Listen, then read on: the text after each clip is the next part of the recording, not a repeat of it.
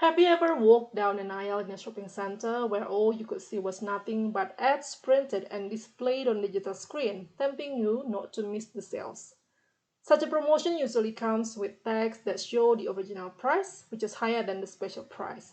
When you look at it, you perceive this original price as the product's true value, and as a result, you will purchase it at the special price, even if the difference is not as substantial as it appears. If yes, they might have caught you with so-called anchoring bias. Hi, I'm Ellen from the Experience Research Lab. Today I want to discuss the cognitive quirk that often skews our decision making, leading us to rely too heavily on the first piece of information we encounter. Yes, when we make decisions, we tend to believe we are rational beings. We use our logic thinking to carefully weigh the available information. However, the truth is often more complex because we have so many biases.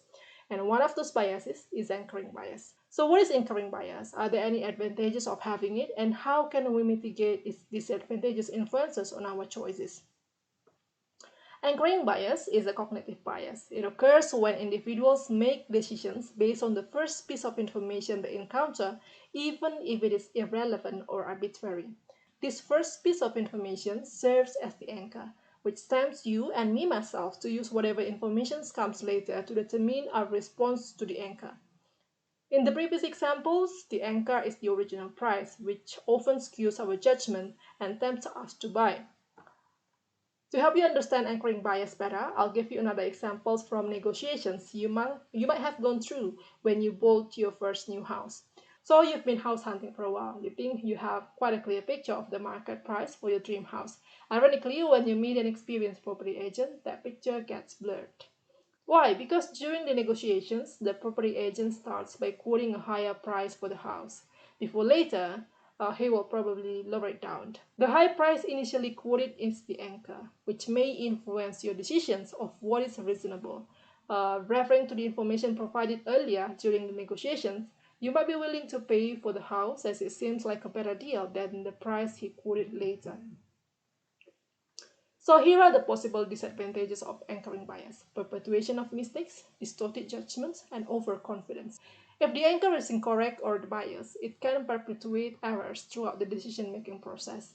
Bias can also make individuals overconfident in judgment based on flawed initial information. Anchoring bias can lead to irrational decisions as it ignores pertinent information in favor of the initial anchor. However, let's be fair, anchoring bias doesn't always lead to a decision that you will regret later. Sometimes it is useful when you need to move fast and make decisions quickly. In such a case, anchoring bias simplifies the evaluation process by offering a starting point for judgment. Even better, anchoring bias can be a strategic advantage when setting the initial offer because it can influence the final agreement in your favor. So the key is actually the awareness, the ability to recognize the bias, and the willingness to take the required steps to mitigate the risk.